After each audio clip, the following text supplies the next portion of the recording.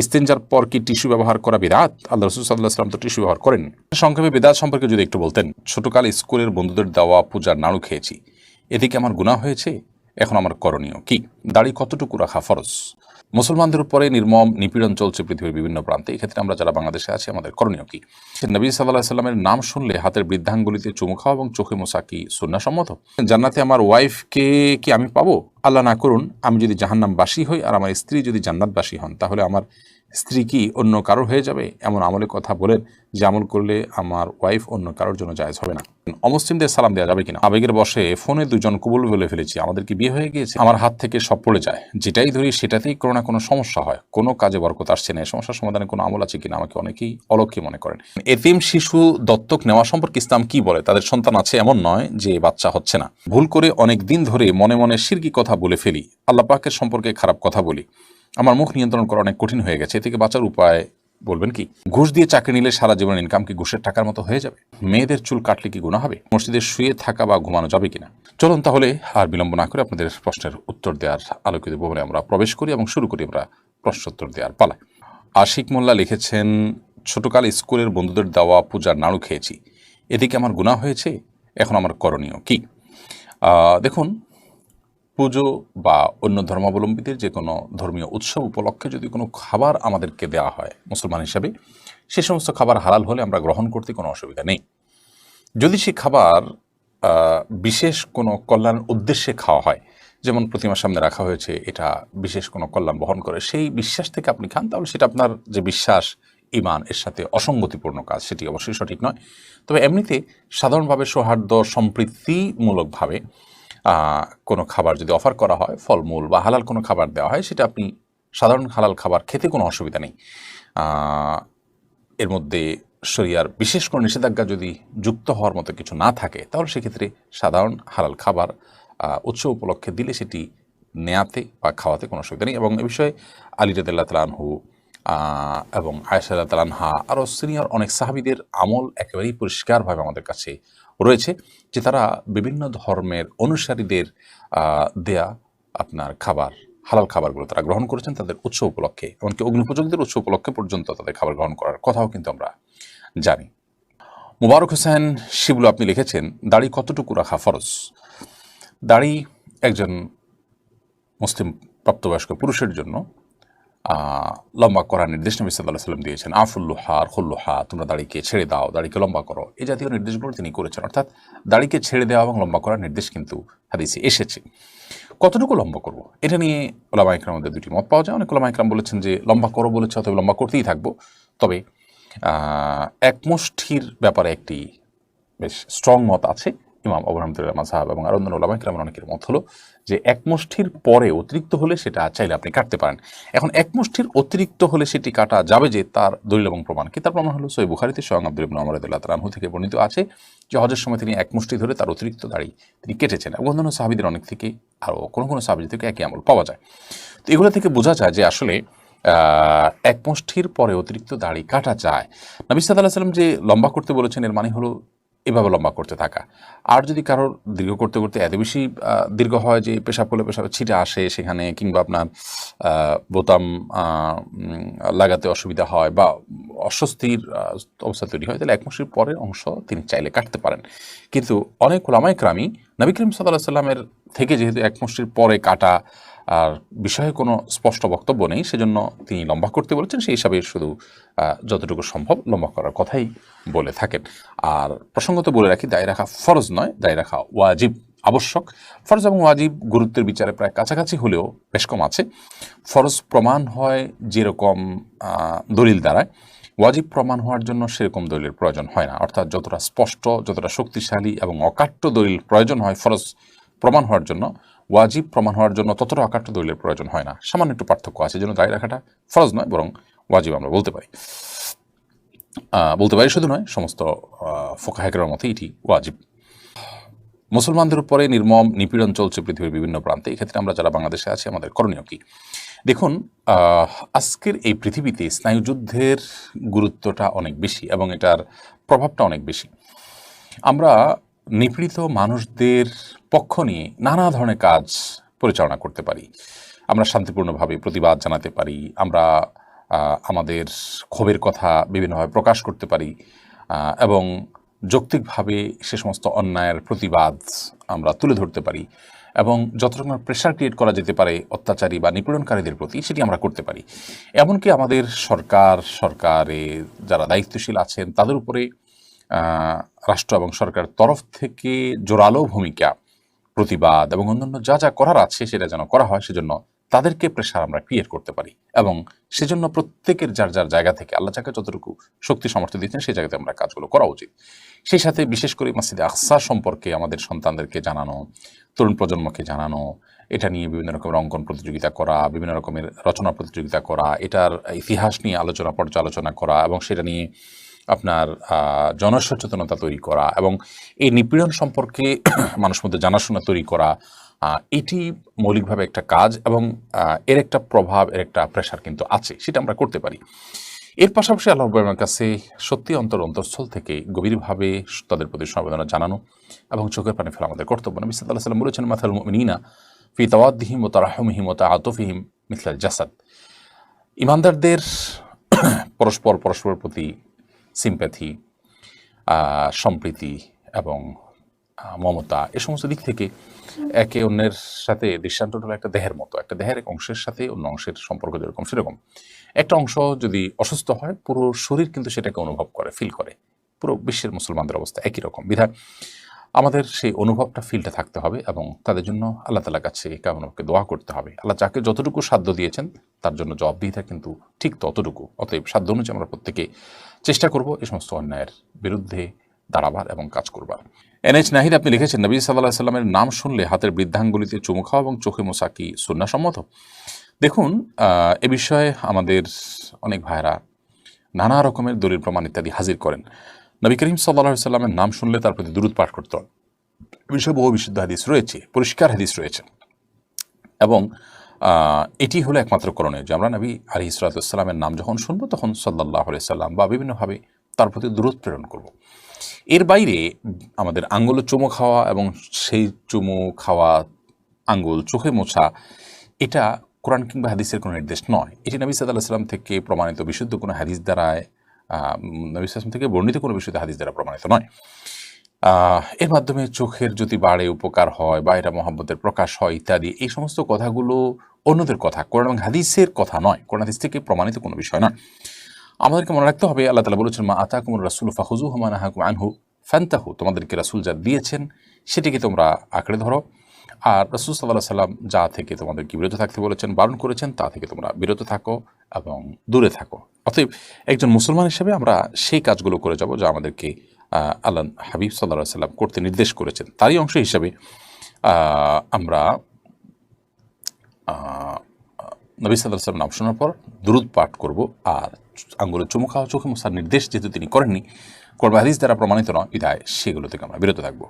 আবির হোসেন আপনি লিখেছেন, জান্নাতে আমার ওয়াইফকে কি আমি পাবো? আল্লাহ না করুন, আমি যদি জাহান্নামবাসী হই আর আমার স্ত্রী যদি জান্নাতবাসী হন, তাহলে আমার স্ত্রী কি অন্য কারোর হয়ে যাবে? এমন আমলের কথা বলেন যে আমল করলে আমার ওয়াইফ অন্য কারোর জন্য জায়েজ হবে না। দেখুন ভাই আবির, স্বামী স্ত্রী পরস্পরের প্রতি ভালোবাসা থেকে আমরা এই ধরনের প্রশ্ন করে থাকি, কিন্তু আমাদের মনে রাখতে হবে যে এই দুনিয়ার ভালোবাসা, এই দুনিয়ার মমতা, এগুলো আমাদের এখন অনেক বড় মনে হচ্ছে আমাদের কাছে। কিয়ামত সম্পর্কে আল্লাহ তাআলা বলেছেন যে ইন্না জালজালাতাস সাআতি শাইউন আযীম ইয়াওমা তারাউনাহা তাযহালু কুল্লু মুরজিআতিন আম্মা আরদাআত। মহাপ্রলয় যে হবে, কিয়ামত বা আপনার হিসাব দিবস তো অনেক পরে, সেটির যে সূচনা হবে মহাপ্রলয়ের মাধ্যমে, সেই মহাপ্রলয় সম্পর্কে আল্লাহ তাআলা বলেছেন এটা বিশাল বড় একটা বিষয় হবে। এত বড় বিষয় হবে যে দুগ্ধদানকারিণী মা নিজের দুধ দেওয়া সন্তান কথা ভুলে যাবেন এই ভয়াবহতায়, এবং গর্ভধারণকারিণী মার গর্ভে সন্তান আছে সে কথা ভুলে যাবেন ভয়াবহতার কারণে। ভয়াবহতার কোন পর্যায়ে চলে যাবে, এইসব ভালোবাসা এগুলো গৌণ হয়ে যাবে তখন যদি ওই পরিস্থিতির মুখোমুখি আমরা পড়ি। তো সেজন্য আমরা ওই পরিস্থিতির কথা আঁচ করতে না পারার কারণে আমাদের কাছে আমাদের ভালোবাসাটা বড় হচ্ছে বা বড় করে আমরা দেখছি। এই কথা বলার উদ্দেশ্য হলো যে আমরা যারা চিন্তা করছি যে একসাথে থাকার ব্যবস্থা হোক, সেটা আমরা করি, তো এর চেয়ে বেশি আমাদের চিন্তা করা উচিত যেন আমি জাহান্নামে না যাই। আমার আল্লাহ না করুক জাহান্নামের ফয়সালা যদি হয়, তাহলে সেক্ষেত্রে একসাথে থাকা না থাকা এগুলো আমার মাথায় আসবে না, এগুলোর চেয়ে অনেক বড় বিষয় ঘটে যাবে। বিধায় আমাদের চেষ্টা থাকা উচিত জান্নাতে যাওয়ার। আর হ্যাঁ, এটাই হলো একমাত্র উপায় যে আপনারা উভয় জান্নাতে যাওয়ার মতো কাজ অব্যাহতভাবে করতে থাকবেন, জাহান্নাম থেকে মুক্ত থাকার কাজগুলো করতে থাকবেন, অর্থাৎ উভয় যাতে জান্নাতে যান সেই চেষ্টা করতে থাকবেন। এটাই হলো একমাত্র আমল। এর মাধ্যমে ইনশাআল্লাহ বিদিনিল্লাহ আল্লাহ তাআলা আপনাদের উভয়কে সেখানে সম্মিলন ঘটাবেন। এর বাইরে স্বামী স্ত্রী একজন জাহান্নামে গেলে আরেকজন জান্নাতে গেলে তার কি হবে, তার অন্য কারোর হয়ে যাবেন কিনা তিনি, এ বিষয়ে কোরআন হাদিসে আলাদা করে কোনো কিছু বলা নেই। এর প্রকৃত স্বরূপ কি হবে সেটা একমাত্র আল্লাহ রাব্বুল আলামিন ভালো জানেন। আলামুল গায়েবের বিষয়, অদৃশ্যের জগতের বিষয় কি হবে না হবে আমরা ধারণা করে কোনো কথা বলতে পারি না। তবে আল্লাহ রাব্বুল আলামিন যা ফয়সালা করবেন সেটাই হবে, এবং আমি যদি আল্লাহকে সন্তুষ্ট করে দুনিয়া থেকে যেতে চাই তো আমার চাওয়ার বাইরে কিছু হবে না ইনশাআল্লাহ তাআলা। লুনা পারভিন ঝর্ণা আপনি লিখেছেন, অমুসলিমদের সালাম দেওয়া যাবে কিনা? অমুসলিমদের সাথে সামাজিক সৌহার্দ্যমূলক সম্পর্ক বজায় রাখার চেষ্টা করতে হবে, এবং সেজন্য তাদেরকে অভিবাদন দিবেন, অভিবাদন গ্রহণ করবেন, সেটা ঠিক আছে। কিন্তু সালাম দেওয়ার যে ব্যাপারটা আছে সেটা হলো যে অমুসলিমদেরকে অমুসলিমরা যদি আপনাকে সালাম দেন তাহলে সেটা আপনি ওয়ালাইকুম বলে জবাব দিবেন।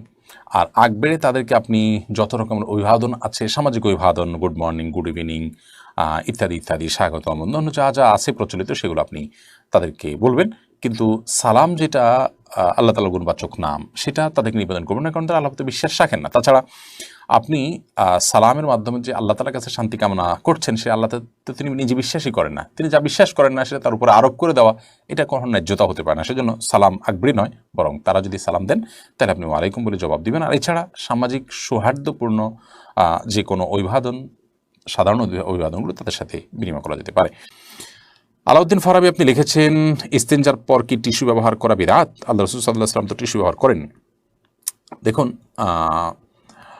আপনি স্টুল পাসের পর, পায়খানা করার পর, আপনার ইস্তেঞ্জা করার পর কোনো কিছু দিয়ে পরিচ্ছন্ন হলেন, সেটা কোনো পাথরের টুকরা হতে পারে, কোনো মাটির টুকরো হতে পারে, বা অন্য কিছু দিয়ে আপনি করলেন, সম্মানজনক কোনো কিছু দিয়ে করলেন না, জাস্ট সাধারণ কোনো যে এটার জন্যই উপযোগী কোনো কিছু দিয়ে আপনি পরিষ্কার করলেন, এরপর আপনি পানি ব্যবহার করলেন, এটা হাদিস দ্বারা প্রমাণিত। অতএব সেটা আপনার ঢিলাই হইতে হবে, অর্থাৎ মাটির চাকাই হতে হবে, কিংবা পাথরের কুচি টুকরাই হতে হবে, এটা বাধ্যতামূলক না। টিস্যু নবী সাল্লাল্লাহু আলাইহি ওয়াসাল্লাম ব্যবহার করেনি, নবী করিম সাল্লাল্লাহু আলাইহি ওয়াসাল্লাম তো এই কাপড়ও ব্যবহার করেনি, তার সময় তো এই সুতা, এই কাপড় ছিল না। নবী করিম সাল্লাল্লাহু আলাইহি ওয়াসাল্লাম তো চশমা ব্যবহার করেনি, তার সময় এটা ছিল না। দুনিয়াবি বিষয় মূলগতভাবে যেটা কোনো ইবাদত না। আমি টিস্যুটা ব্যবহার করছি, টিস্যুটা ব্যবহার করলে সওয়াব বেশি হবে, ইট বা পাথর ব্যবহার করলে সওয়াবটা কম হবে, মাটির চাকা ব্যবহার করলে সওয়াবটা কম হবে, এরকম তো না। অর্থাৎ এটার সাথে সওয়াবের সম্পর্ক নাই, এটা নিছক একটা মাধ্যম পরিবর্তন হতে পারে। নবী সাল্লাল্লাহু আলাইহি ওয়াসাল্লাম তো এই কলম দিয়ে লেখেন নাই, আমরা তো এই কলম দিয়ে লিখছি। তিনি যে কনফিডেন্স সাথে এরকম না, তাহলে আমারটা কি বেদাত হবে? না, এটা বেদাত হবে। বেদাত হলো গায়রে দিরা দি সমর্দন বেদাত, যেটা দিন নয় সেটাকে দিন মনে করা বেদাত। টিস্যু ব্যবহার করাটা দিন, ওই মাটির চাকা ব্যবহার করাটা দিন নয়, এরকম যদি মনে করা হয় তাহলে সে বেদাত হবে। আমি টিস্যু একটা মাধ্যম হিসেবে ব্যবহার করছি, অন্য কোনো মাধ্যম থাকলে অন্যটা দিয়ে করতে পারতাম, এটা ইবাদত হিসাবে করছি না। পরিচ্ছন্ন করাটা উদ্দেশ্য, কি দিয়ে করছি এটা উদ্দেশ্য না, তাহলে সেক্ষেত্রে সেটা বেদাত হয় না, বিধায় এটা বেদাতে পরিগণিত হবে না।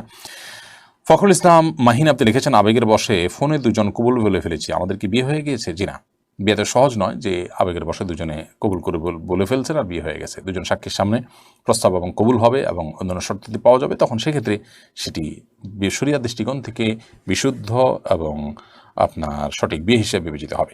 ফাতেমাতুজ জোহরা আপনি লিখেছেন, সালাতুল ইস্তেখারা নামাজ পড়লে কি দ্বিধা দূর হয়? সালাতুল ইস্তেখারা নামাজ পড়লেই দ্বিধা দূর হবে এরকম না, ইস্তেখারা দ্বিধা দূর হওয়ার জন্য নয়।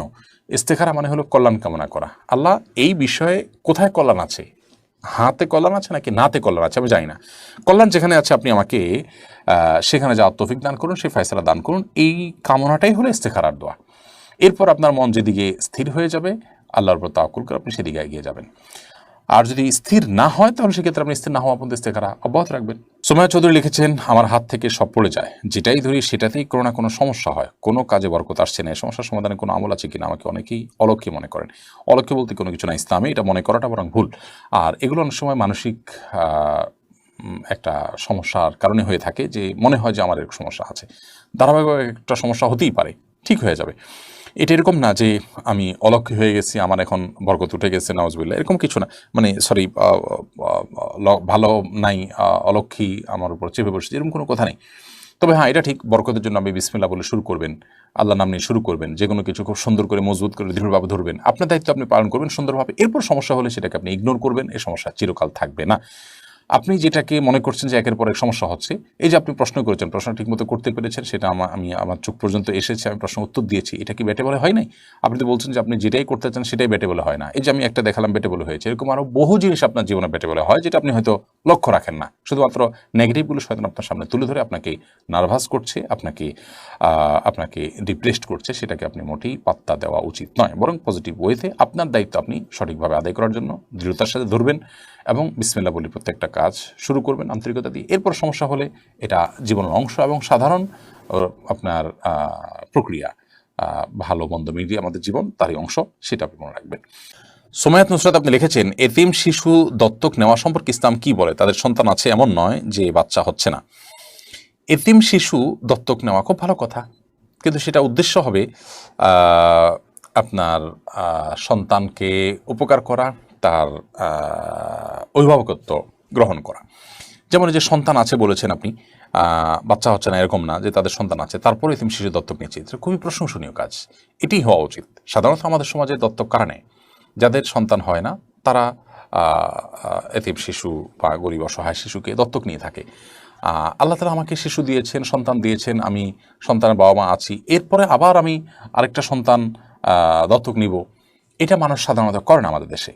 অন্যের সন্তান দত্তক নিয়ে নিজের মা বাপ ডাক শুনতে চায়, নিজের পরবর্তী বংশধর হিসেবে তাকে স্টাবলিশ করতে চায়, এগুলো আমাদের প্রয়োজনে করি, এগুলোতে সব এর আশা করা খুব দুরূহ। কিন্তু যদি আমরা আল্লাহকে খুশি করার জন্য, এতিম বাচ্চাটা লালন পালনের জন্য এবং তার অভিভাবকত্ব গ্রহণ করবার জন্য করি, তাহলে সেক্ষেত্রে নবী সাল্লাল্লাহু আলাইহি ওয়াসাল্লাম বলেছেন, আনা ওয়াকাফুল ইয়াতীমি কাহাতাইন, আমি এবং এতিমের অভিভাবক এরকম দুই আঙ্গুলের মতো পাশাপাশি অবস্থান করবো জান্নাতে। অনেক বড় সওয়াবের কাজ, বিধায় সেটি খুবই ভালো যে নিজের সন্তান আছে, আরেকটা এতিম বাচ্চাকে আমার সন্তানের মতো করে যুক্ত করে নিলাম এবং তার সকল দায়িত্ব আমি বহন করলাম, সেটি অবশ্যই সওয়াবের কাজ। মাসুম রানা লিখেছেন, ভুল করে অনেক দিন ধরে মনে মনে শিরকি কথা বলে ফেলি, আল্লাহ পাকের সম্পর্কে খারাপ কথা বলি, আমার মুখ নিয়ন্ত্রণ করা অনেক কঠিন হয়ে গেছে, এ থেকে বাঁচার উপায় বলবেন কি? ভাই মাসুম রানা, এরকম সমস্যার কথা আমি আরও অনেকের কাছ থেকে শুনেছি। এগুলোর জন্য প্রথমত আপনি কোনো ভালো মানসিক ডাক্তার দেখাবার চেষ্টা করেন। দ্বিতীয়ত, অনেক সময় নানা রকমের ব্ল্যাক ম্যাজিকের কারণে এই ধরনের সমস্যা হয়ে থাকে।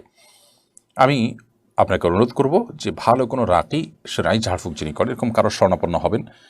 অনলাইনে বিভিন্ন রুকিয়ার গ্রুপ আছে, সেই সমস্ত গ্রুপগুলোতে আপনি বিচরণ করতে পারেন এবং সেগুলো থেকে আপনি পরামর্শ নিতে পারেন। বিশেষ করে এই জাতীয় আপনার ইমান নষ্ট হওয়ার জন্য সেহের বা ব্ল্যাক ম্যাজিক করা হয়, নিজের নিয়ন্ত্রণের বাইরে মানুষ চলে যায় এবং বুঝতে পারে সে অন্যায় করছে, তো এগুলোর জন্য আপনি রুকিয়ার আশ্রয় নেবেন। আর অনেক সময় হয় কি, এগুলো মনে মনে শুধু আসতে থাকে, মনে মনে আসাটা মানসিক সমস্যা, মুখে উচ্চারণ হয়ে যাচ্ছে, সেটা সেহেরের চূড়ান্ত পর্যায়ে হওয়ার আশঙ্কা আছে। তো সেটা রাখিয়ে ভালো বলতে পারে, তাদের সাথে আপনি যোগাযোগ করতে পারেন। কিন্তু মনে মনে যদি এই সমস্ত জল্পনা কল্পনা আসে, সেটাকে আপনি খুব বেশি সিরিয়াসলি নেওয়ার কোনো কারণ, অর্থাৎ এর কারণে আপনার কোনো গুণ হবে না, কারণ আপনি ইচ্ছাকৃত এটাকে এনে বিশ্বাস করছেন, এটাকে লালন পালন করছেন, নিজের মধ্যে ধারণ করছেন, ব্যাপারটা সেরকম না। এটা এসে যাচ্ছে, শয়তান আনছে।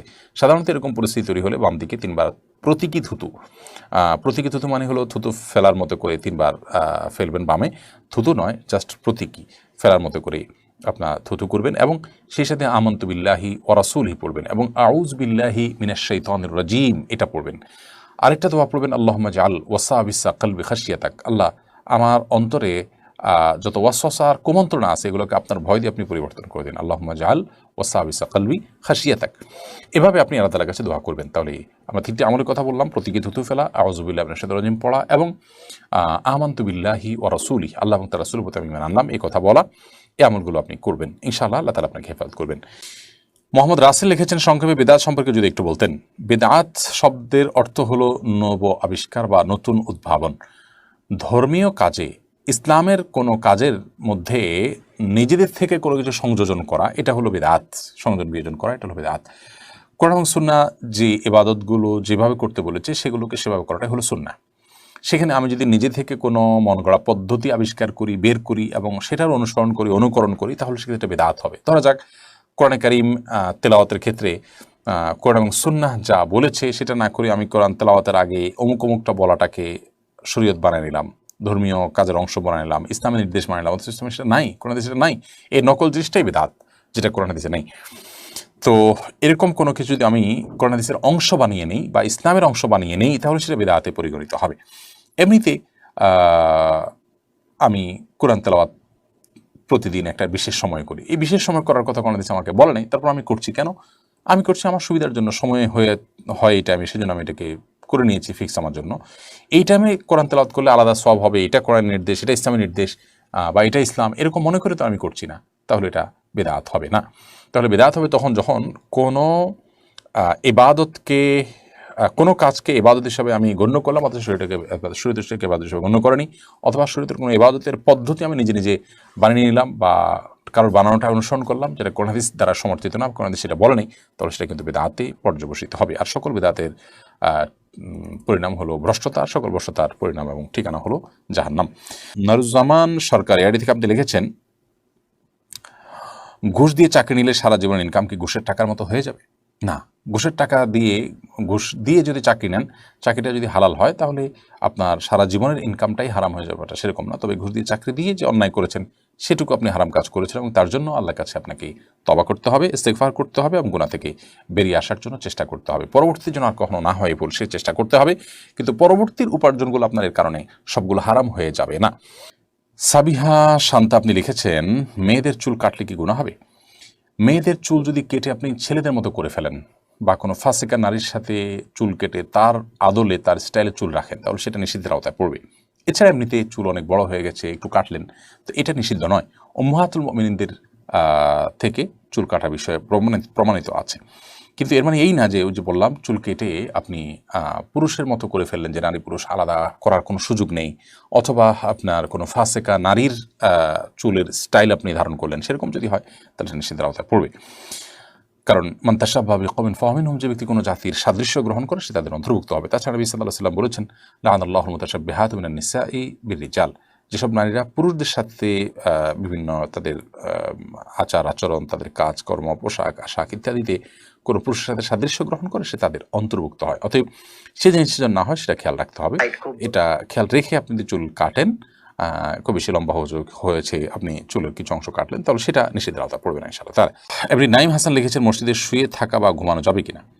মসজিদ শোবার জায়গা নয়, কিন্তু কেউ যদি ইতিকাফের নিয়তে মসজিদে শোয়, ঘুমায়, তাহলে সেটা ঠিক আছে। অর্থাৎ আপনি যখন মসজিদে প্রবেশ করলেন, নিয়ত করলেন যে আমি মসজিদে অবস্থান করাও একটা ইবাদত, সেই ইবাদতটা করব। মসজিদে গিয়ে নামাজ পড়া যেমন একটা ইবাদত, মসজিদে গিয়ে আমি অবস্থান করব, সেটা একটা ইবাদত। অতএব সে নিয়ত করলেন যে মসজিদে অবস্থান করব, মসজিদে থেকে জিকির আজকার, দোয়া তেলাওয়াত ইত্যাদি করা, এটার উদ্দেশ্যে মসজিদে অবস্থান, সেটা একটা ইবাদত, সেই উদ্দেশ্যে আমি অবস্থান করব, তাহলে সেক্ষেত্রে আপনি ঘুমালেন, শুলেন, কোনো অসুবিধা নেই। কিন্তু এমনিতে আপনি মসজিদকে হোটেল বানালেন, আপনি এটাকে একরকম ম্যাচের মতো বানালেন, যে বাহিরে আপনি সমস্ত কাজ কামে মাশগুল থাকেন, মসজিদে এসে শোন, মসজিদে এসে ঘুমান, জাস্ট সময় কাটান, শোয়ার জন্য মসজিদে আসেন, এরকম হলে সেটা অবশ্যই জায়েজ নয়, এবং মসজিদ এটার জন্য তৈরি হয়।